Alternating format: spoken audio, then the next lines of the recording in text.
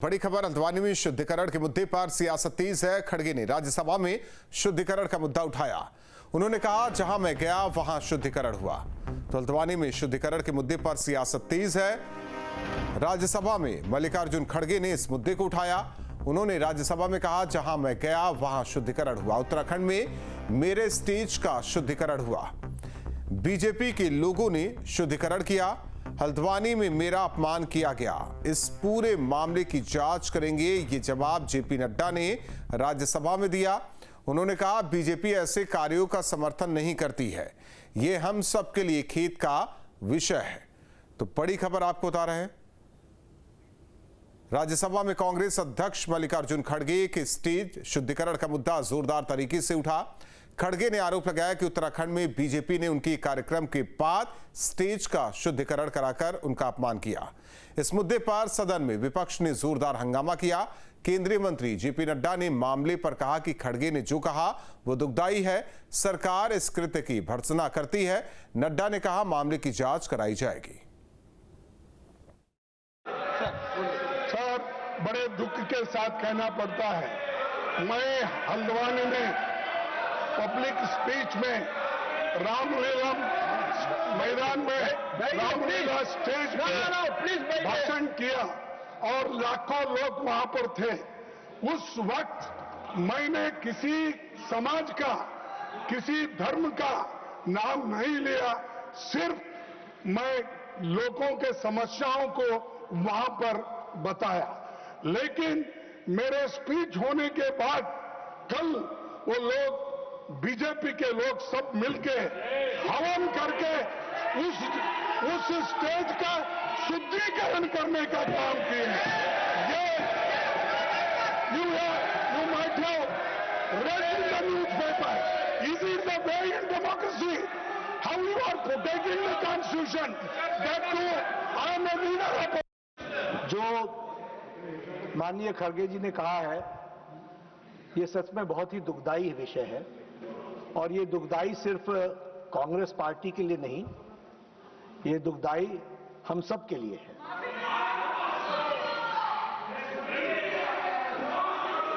BJP, क्योंकि खड़गे साहब ने कहा कि बीजेपी के लोग थे, मैं स्पष्ट करना चाहता हूं, यहां राष्ट्रीय अध्यक्ष जी भी बैठे हैं और मैं भी पूर्व राष्ट्रीय अध्यक्ष रहा हूं। BJP does not subscribe to such activities. जो भी बात हुई है उसकी तहकीकात जरूर होगी, लेकिन मैं स्पष्ट करना चाहता हूं, इस तरह की एक्टिविटी को भारतीय जनता पार्टी कभी भी सब्सक्राइब नहीं करती है। मैं भर्त्सना करता हूं और मैं भर्त्सना भी करता हूं और राष्ट्रीय अध्यक्ष जी इसको गहराई से देखेंगे भी। लेकिन आपकी भावनाओं को जो ठेस पहुंची है वो सच में हम सबके लिए खेद का विषय है। 8 अगस्त को कांग्रेस की शंखनाद रैली में मल्लिकार्जुन खड़गे के मंच पर कांग्रेस की सांसद कुमारी शैलजा भी मौजूद थी। शैलजा ने पूरे मामले पर क्या कुछ कहा, इस मुद्दे पर कांग्रेस महासचिव प्रियंका गांधी ने भी बीजेपी पर निशाना साधा। आपको सुनवाते हैं।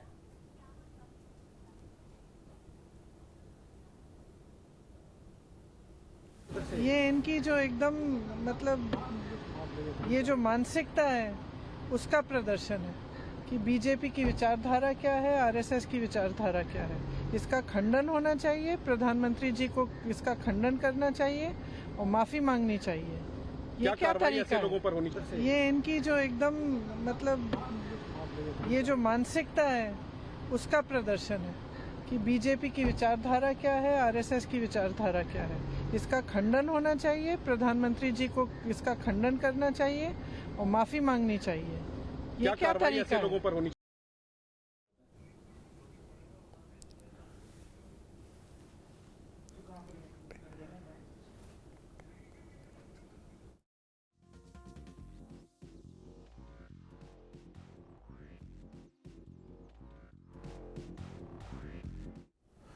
वहीं मल्लिकार्जुन खड़गे के आरोपों का हिंदूवादी संगठनों ने जवाब दिया। श्री राम सेना धर्मार्थ सेवा न्यास के कांग्रेस के आरोपों को खारिज किया है। खड़गे के पुराने बयानों के चलते विरोध आयोजन का उद्देश्य किसी जाति या समुदाय का अपमान करना नहीं था। खड़गे के बयानों को सनातन विरोधी मानते हुए यज्ञ किया गया। सनातन विरोधियों की रैली के बाद शुद्धिकरण करना जरूरी।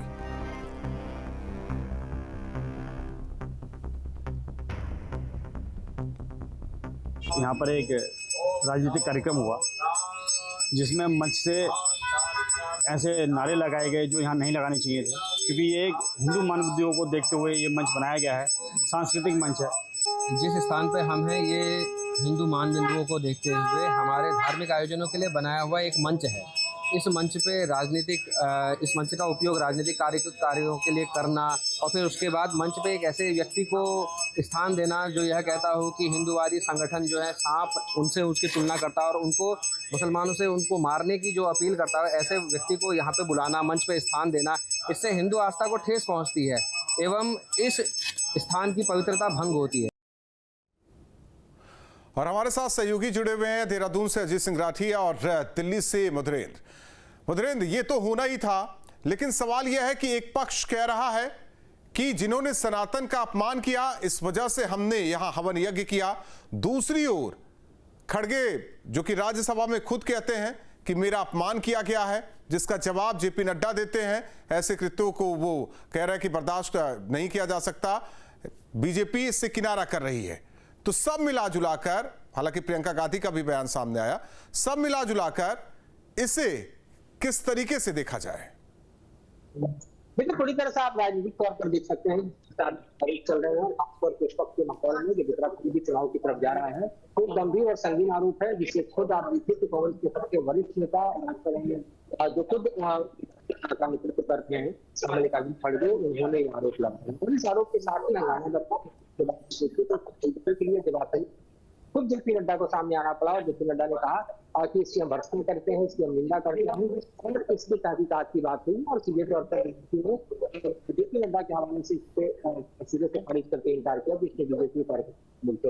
लेकिन ये राजनीति गर्मा चुकी है, जिस पर चारों जिस तरह के नेताओं के बयान सामने आ रहे हैं, तो इससे आप समझ सकते हैं कि ये जो राजनीति का पूरा मुद्दा है वो सिर्फ उत्तराखंड से निकलेगा। यहाँ इसके व्यापक तौर पर जो है वो देखे जाएंगे कि पंजाब चल रहा है, जिस तरह से इस मुद्दे को कांग्रेस भरपूर तरीके से गरमा रही है और बीजेपी जो है वो इसके जवाब में इस तरह से करेगी। अजीत, हालांकि जिस तरीके से इस पूरे मुद्दे को पहाड़ में भी भुनाने की पूरी कोशिश हो रही, क्या वाकई कहे कि अपमान है या फिर ये एक मुद्दा मिल गया है 2027 के चुनाव को लेकर? क्योंकि एक पक्ष ये भी कह रहा है कि जिन्होंने सनातन का अपमान किया वो आए थे यहाँ, ऐसी बातें हुई, इस वजह से यहाँ हमने हवन यज्ञ किया।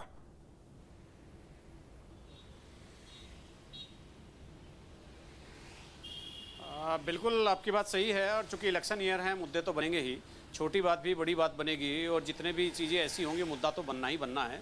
वो तो राजनीतिक मुद्दे की बात हो गई है, लेकिन एक सवाल ये उठता है कि सनातन विरोधी नारे और हिंदुओं को मारने के लिए ये खड़गे जी ने ये कब ये बयान दिया होगा, तो हिंदुवादी संगठनों को उसकी वीडियो भी सबको प्रसारित करनी चाहिए थी, ताकि लोगों को ये भ्रम ना रहे कि एक दलित होने के नाते खड़गे जी के मंच का शुद्धिकरण किया गया है। जिस तरह से खड़गे जी ने आज कहा, कांग्रेस के नेता कह रहे हैं कि इनकी संकुचित मानसिकता है और ये उस सोच से बाहर नहीं आ पाए हैं। दूसरी बात यह है कि वो जो हिंदुवादी संगठन है फिर वो थोड़ा यू टर्न लेते हैं, वो कहते हैं कि यहाँ कोई राजनीतिक कार्यक्रम नहीं होना चाहिए। वो रामलीला ग्राउंड है, एक साल में एक बार रामलीला होती है, उससे पहले भी बरसों से उस ग्राउंड में सपा, बसपा, भाजपा, कांग्रेस सबके कार्यक्रम होते रहे हैं। तो आज कांग्रेस की रैली में खड़गे के आने के बाद उस मंच का शुद्धिकरण करने का क्या औचित्य होगा, ये तो हिंदुवादी संगठन ही बता सकते हैं, लेकिन ऐसा आज से पहले नहीं हुआ। अगर इसी राजनीतिक कार्यक्रम से उनको दिक्कत थी तो पहले के कार्यक्रमों से भी दिक्कत होनी चाहिए थी। तो कुल मिलाकर बात यह है कि हिंदुवादी संगठनों ने वहाँ गंगा जल से शुद्धिकरण किया।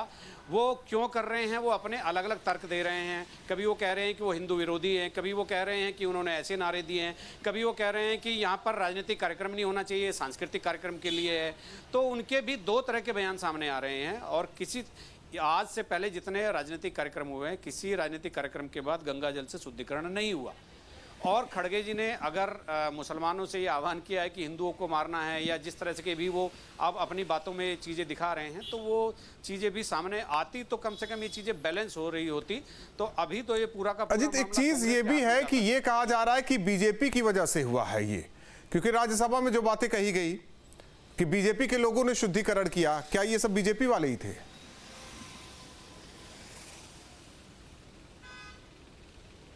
नहीं, देखिए मैं एक चीज़ स्पष्ट कर दूं, इसमें बीजेपी के लोग शामिल नहीं थे, जो सक्रिय लोग हैं वो शामिल नहीं थे। हो सकता है हिंदूवादी संगठन से जुड़े लोग भाजपा के सदस्य हों लेकिन वो निष्क्रिय हों, लेकिन उनकी आइडेंटिफिकेशन अभी तक इस बारे में, इस मामले में नहीं हुई है कि वो भाजपा के लोग थे। हो सकता है आने वाले दिनों में उनके आइडेंटिफिकेशन भी सामने आ जाएं, वो भाजपा के बड़े नेताओं के साथ फोटो खिंचवाए, जैसा हमेशा हर घटना के बाद होता है। लेकिन अभी भाजपा का कोई व्यक्ति आइडेंटिफाई नहीं हुआ है। हिंदूवादी संगठन थे और ये मान लिया जाता है प्रदेश में कि जितने हिंदूवादी संगठन काम कर रहे हैं तो वो भाजपा के इशारे पर या भाजपा के कहने पर या भाजपा की आइडियोलॉजी को आगे बढ़ाने पर कर रहे होंगे। लेकिन तकनीकी तौर पर भारतीय जनता पार्टी का एक भी व्यक्ति अभी आइडेंटिफाई नहीं हुआ। जी मधुरेंद्र, कुछ ऐसा ही उत्तर प्रदेश में भी देखा गया था लोकसभा चुनाव के दौरान कन्नौज में एक मंदिर में, जो आज भी अखिलेश यादव कहते हैं, सीएम आवास को लेकर भी कहते हैं, और अब ये उत्तराखंड में भी जिसकी चर्चा खुद खड़गे ने राज्यसभा में कर दी। सब मिला जुलाकर ये कह सकते हैं कि अपनी अपनी अब रोटियां सेकने की कोशिश हो रही है। उन्होंने पिछड़ों पर सब कुछ किया और यहां दलित अस्मिता के साथ जोड़ा जा रहा है इसे। देखिए बिल्कुल ये होता है कि जो जिस मुद्दे को इतना चाट सके उसको इतना उछल देता है, और यही इस मुद्दे में थोड़ा दो तक के बयानों पर गौर करें तो हिंदुवादी संगठन कि जो उन्होंने आरोप लगाए हैं कि मल्लिकार्जुन खड़गे सनातन विरोधी और इस तरह के बयानों को देते हैं, वो दरअसल इसको स्वीकार करने के लिए तैयार नहीं है, लिहाजा उन्होंने स्वीकार किया। दूसरी तरफ आप देखें तो मल्लिकार्जुन खड़गे इस आरोप को सीधे सीधे जो है वो जातिगत मसले में, और आप देखिए तो दलित वर्सेज मसले में लाकर खड़ा कर चुके हैं। तो राजनीति के अपने अपने मायने हैं। जिस राजनीति को दरअसल साधने की कोशिश और जिस नैरेटिव देने की कोशिश हिंदुवादी संगठनों ने की, उसके ठीक उलट जो है मल्लिकार्जुन खड़गे ने अपने मुद्दों को अपने हाथों में लेकर और बीजेपी पर प्रहार किया है, जिसका जवाब देना बीजेपी की तरफ से किया है। तो ये अपने अपने मुद्दे हैं जो राजनीति में साधे जाते हैं, क्योंकि चुनाव नजदीक है, लिहाजा इन मुद्दों की व्यापकता जो है वो समझी जा सकती है, और इसका जो असर है वो भी कहीं ना कहीं व्यापक होगा इसको। और कांग्रेस प्रवक्ता सुरेंद्र राजपूत हमारे साथ जुड़े हुए हैं। सुरेंद्र जी, मल्लिकार्जुन खड़गे को आपने सुना, उनका कहना है कि मेरा अपमान किया गया है, इसमें बीजेपी का हाथ है, लेकिन वहां जो जिन्होंने शुद्धिकरण किया वो तो बीजेपी वाले हैं नहीं है। वो लोग, सरकार किसकी है? क्या सरकार के संरक्षण के बगैर ऐसी चीजें संभव है? दलितों को हटवाया जा रहा है उत्तर प्रदेश में, उत्तराखंड में शुद्धिकरण किया जा रहा है, हमारे सबसे बड़े नेता हैं, और देश का संविधान नल नील कोल भील पिछड़े दलित आदिवासी सबको समान अधिकार देता है। ये भारतीय जनता पार्टी की सरकार में ही क्यों आदिवासियों को के मुंह पर पेशाब करा जाता है, दलितों के मुंह पर पेशाब चटवाया जाता है, दलितों को, महिलाओं को नग्न करके परेड कराया जाता है? ये भारतीय जनता पार्टी के शासन में ही क्यों मनुवाद की तरीके की बातें होती हैं? इस बात का जवाब क्या भारतीय जनता पार्टी नहीं देगी? अगर ये सरकार यहाँ पर किसी और थी, और इससे पहले अगर आप ध्यान दीजिए कि जब अखिलेश यादव जी मुख्यमंत्री थे और योगी आदित्यनाथ जी उसके बाद बने 2017 में, यहाँ शुद्धिकरण किया गया, मैनपुरी में मंदिर का शुद्धिकरण किया गया। तो ये सारी बातें आपको देखनी पड़ेगी, और ये भारतीय जनता पार्टी के शासनकाल में ही ऐसा क्यों होता है? क्योंकि भारतीय जनता पार्टी का शासनकाल सामंतवादियों का शासन। एक तरफ कहा गया जिन्होंने ये शुद्धिकरण किया, उनका कहा गया कि कांग्रेस ने हमेशा सनातन का अपमान किया है, उनके देवी देवताओं को उल्टा सीधा बोला गया है इस वजह से, या ये तो सांस्कृतिक मंच हमने इसीलिए शुद्धिकरण किया इसका, आप लोग उसे पिछड़ों से जोड़ रहे हैं। तो आप क्या इसका समर्थन करते हैं? मैं किसी का समर्थन नहीं कर रहा हूं। इस देश में समस्त विचारधारा है। कांग्रेस तो सनातन की समर्थक रही है। कांग्रेस को के ऊपर किसी और इस तरीके के जो लफंगे हैं अगर आरोप लगा देंगे तो क्या सच हो जाएंगे? बिल्कुल नहीं सच होंगे। ये जिस तरीके से भारतीय जनता पार्टी के शासनकाल में इस तरीके के गुंडे जो गाय के नाम पर आदमियों की हत्या करते हैं। ठीक है, आ रहे हैं सुरेंद्र जी। सुरेश जोशी जी हमारे साथ, बीजेपी प्रवक्ता उत्तराखंड जुड़े हुए हैं। सुरेश जोशी जी हमारे साथ कांग्रेस के प्रवक्ता हैं। उनका ये कहना है कि ये सब तो आपके शासनकाल में हुआ है, आपके संरक्षण में हुआ है, सरकार किसकी है ये तो होना ही था। नहीं, देखिए पहली बात तो है कि हमारे राष्ट्रीय नेतृत्व ने भी इसकी घोर भर्त्सना की है, और सबसे बड़ी बात क्या है कि ऐसे कोई भी कृत्य अगर देश के अंदर होते हैं तो भारतीय जनता पार्टी उसको किसी भी सूरत पर किसी भी कीमत पर एक्सेप्ट नहीं करती है। निश्चित तौर से उत्तराखंड में हुआ है, उत्तराखंड है लेकिन ऐसे जो वैमनस्यता वाले जो विषय होते हैं, इन विषयों को भारतीय जनता पार्टी किसी भी कीमत, किसी भी सूरत पर स्वीकार नहीं करती। नहीं तो ये बीजेपी वाले नहीं है ना जिन्होंने किया है? नहीं नहीं नहीं, देखो बीजेपी कौन लोग हैं लेकिन जहां तक भारतीय जनता पार्टी का सवाल है, भारतीय जनता पार्टी के राष्ट्रीय नेतृत्व के द्वारा इस विषय की घोर भर्त्सना की जा चुकी है और वही भारतीय जनता पार्टी का आज भी है और पहले भी वो स्टैंड था कि अगर इस तरह के कोई भी कृत्य करते हैं तो संवैधानिक व्यवस्था में। अब बताइए सुरेंद्र राजपूत जी, क्या चाहिए आपको? सुरेंद्र जी, आवाज आ रही है आपको? आ रही नहीं, सुरेंद्र राजपूत जी से सवाल। गरिमा दसौनी जी हमारे साथ प्रवक्ता कांग्रेस जुड़ी हुई हैं। गरिमा जी बताइए, भर्त्सना कर रही है बीजेपी, वो कह रहे हैं कि ये कृत्य नहीं होना चाहिए, फिर अब क्या चाहिए? अब राज्यसभा में भी ये बातें उड़ गई, जेपी नड्डा ने इसको लेकर जवाब दिया, उन्होंने कहा कि नहीं ये गलत है। देखिए, भर्त्सना करने से सब कुछ समाप्त नहीं हो जाता। ये निकृष्ट सोच उजागर करती है भाजपा और आरएसएस की। आज हम इतने साल, 75 साल से ज्यादा हमें हो गए हैं आजाद हुए, अभी भी जिस तरह से हाशिए में गए हुए समाज के साथ अपमानित उनको किया जा रहा है, उनके साथ भेदभाव हो रहा है। ये लड़ाई सम्मान और अधिकारों की है। ये केवल हमारे राष्ट्रीय अध्यक्ष मल्लिकार्जुन खड़गे जी का मामला नहीं है, ये तमाम उन करोड़ों लोगों का मामला है जिनको लगातार बीते कुछ वर्षों से अपमानित किया जा रहा है। तो नड्डा जी की माफी का क्या करें जब यहाँ पुष्कर सिंह धामी जी आंखें मूंद कर बैठे हुए हैं। कप्तान जो है नैनीताल, वो लगातार अवरोध पैदा कर रहे थे मल्लिकार्जुन खड़गे जी के कार्यक्रम में, वो एजेंट की तरह काम कर रहे थे भाजपा के सत्तारूढ़ दल के। और ये शुद्धिकरण यज्ञ जो हुआ है, आप इसको मान सकते हैं? नहीं, कांग्रेस चाहती क्या है शासन के? गरिमा जी, कांग्रेस चाहती क्या है? कांग्रेस चाहती है कि कप्तान नैनीताल और यहाँ के मुख्यमंत्री पुष्कर सिंह धामी जी माफी मांगे और जिन लोगों ने ये कृत्य किया है उनके ऊपर गंभीर धाराओं में मुकदमा होना चाहिए। ये क्रिमिनल ऑफेंस है, ये हेट क्राइम के अंतर्गत आता है। ये आप समाज को तुष्टीकरण कर रहे हैं, आप समाज में किस तरह से बांटने का काम कर रहे हैं और किस तरह से उनको आप अपमानित करने का काम कर रहे हैं। क्या ऐसे लोगों को सजा नहीं होनी चाहिए ताकि पुनरावृत्ति ना हो इस तरह के? सुरेश जी, सुन रहे हैं आप? इसका मतलब आप मुझे बताइए, जिस सड़क से वो गुजरे हैं खड़गे जी, कल को उसका शुद्धिकरण होने लगेगा, कल को वहां गंगा जल का छिड़काव होने लगेगा। तो ये आप सोचिए ना, आप उनकी जगह पे अपने को रख के सोचिए कि आज अपने ही देश में इस तरह से अपमानित होना पड़ रहा है देश के नागरिकों को। वो हमारे समाज का हिस्सा नहीं है क्या दलित समुदाय के लोग, जो आप इस तरह से कर रहे हैं? और ये आप एक राष्ट्रीय दल के राष्ट्रीय अध्यक्ष के साथ कर रहे हैं, तो आप सोचिए निचले तबके के लोगों के साथ क्या क्या होता होगा, जो जिनकी कोई सुनवाई नहीं है, जिनका कोई रसूख नहीं है। उनका कहना है, जिन्होंने किया उनका कहना है गरिमा जी कि हमने उनकी जाति को लेकर नहीं किया है, उन्होंने सनातन का अपमान, उनकी पार्टी ने सनातन का अपमान हमेशा किया है, इस वजह से हमने शुद्धिकरण किया है। नहीं, क्या सनातन का अपमान कर दिया खड़गे जी ने, मुझे ये बताइए। आपकी पार्टी ने? नहीं, क्या सनातन का अपमान किया हमाई पार्टी ने? वही डेंगू, मलेरिया और पता नहीं क्या क्या है वो। आप मेरी बात सुन लीजिए, सनातन का अपमान तो भाजपा और आरएसएस के लोग कर रहे हैं, जो चंदा चोरी कर रहे हैं, हमारे आराध्य, हमारी आस्थाओं के साथ खिलवाड़ कर रहे हैं। राम मंदिर में चंदा चोरी का मामला इतना बड़ा है, उस पर ये चर्चा नहीं चाहते सदन के अंदर।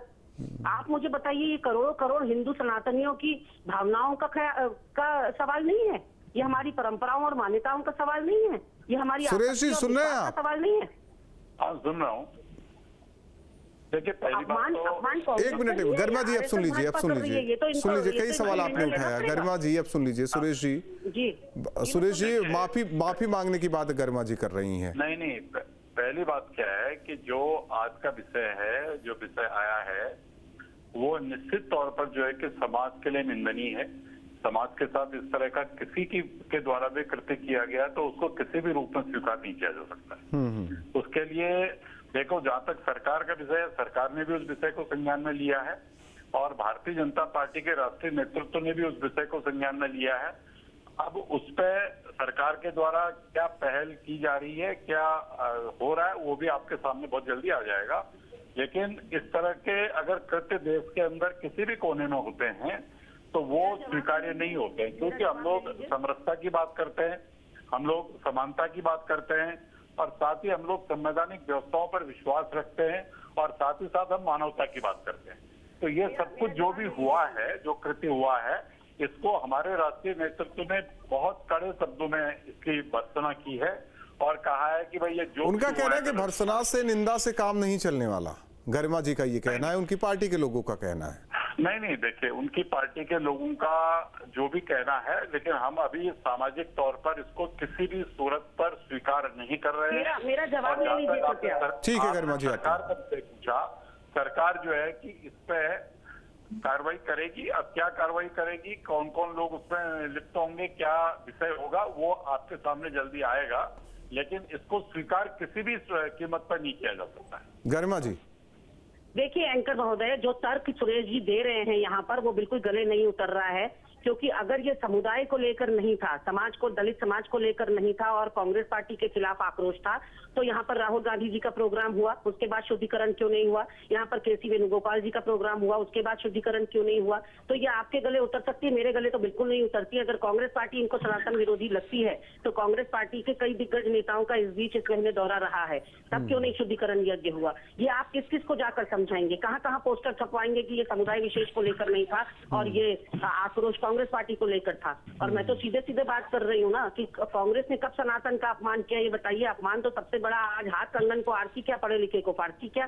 जो अपमान हो रहा है वो तो अयोध्या राम मंदिर में हो रहा है, जो अपमान हो रहा है वो बद्रीनाथ में चढ़ावा चोरी और दान चोरी में हो रहा है, जिसमें एक के बाद एक गिरफ्तारियां हो रही हैं। सोना चोरी हो गया केदारनाथ धाम से। तो अपमान तो भाजपा के। ठीक है गरिमा जी, गरिमा दसोनी जी और सुरेश जोशी जी, बहुत बहुत धन्यवाद। हालांकि इस पूरे मामले पर सियासत जोरों पर है। जिस तरीके से ये पूरा दौरा होता है, उसके बाद ये शुद्धिकरण की तस्वीर सामने आती है, इसके बाद पहाड़ से लेकर मैदानी इलाकों तक, कह संसद तक इस मुद्दे को उठाया जा रहा है। खुद मल्लिकार्जुन खड़गे ने राज्यसभा में इस मुद्दे को उठाया। हालांकि बीजेपी की तरफ से जवाब भी दिया गया, सरकार की तरफ से जवाब दिया गया, लेकिन अब 27 का चुनाव है, तो हमें नहीं लगता कि यह मुद्दा इतनी आसानी से, इतनी जल्दी ये शांत होने वाला होगा।